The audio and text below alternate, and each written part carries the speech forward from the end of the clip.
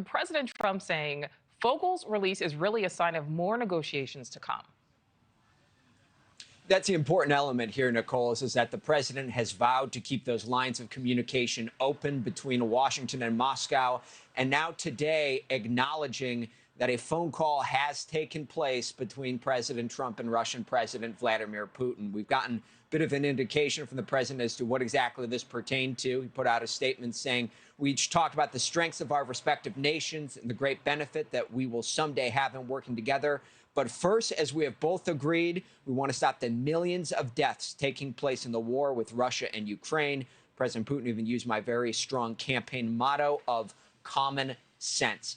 That folds back into the release of Marc Fogel, Nichole, because this has been framed by the White House as an extension of the olive branch from the Russians towards the United States in hopes of using the U.S. as a mediating source between the Russians and the Ukrainians. Fogel was convicted and was sentenced to serve over a decade in Russian prison, now coming home here to the United States, meeting the president here at the White House. Steve Witkoff, who has become the president's most trusted negotiator, particularly on the Middle East, was the one who went to Russia to go and get him and said this to reporters today. Take a listen.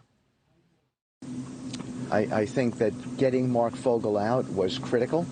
And the Russians were very, very helpful in that effort and very accommodating. And I think that's maybe a sign about how that working relationship between President Trump and President Putin will be in the future and what that may portend for the world at large. In terms of what the United States gave up, Alexander Vinnick is what NewsNation has been able to confirm. He'll be sent back to Russia. A computer expert worked at a cryptocurrency exchange and pled guilty to money laundering charges.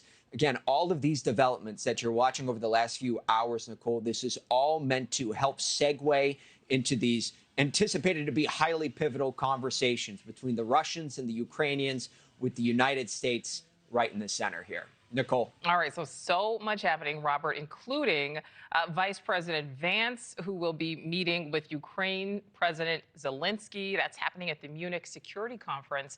What can we expect from that? Well, I mean, from some of the indications that we just got from the president today, the United States will be conveying some of the sentiments that were articulated by Russia to the Ukrainians, as well as some of the objectives of exactly how the United States sees the war sunsetting. This is going to be a pivotal meeting that'll be taking place at the Munich Security Conference between Vice President J.D. Vance and Ukrainian President Volodymyr Zelensky.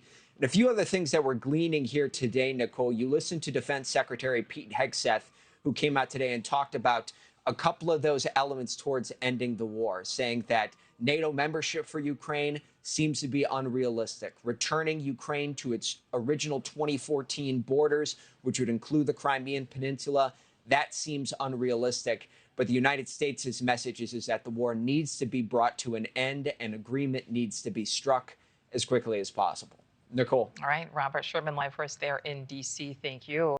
Thanks for watching. Go to joinnn.com to find NewsNation on your screen. And don't forget to click the red subscribe button below to get more of NewsNation's fact-driven, unbiased coverage.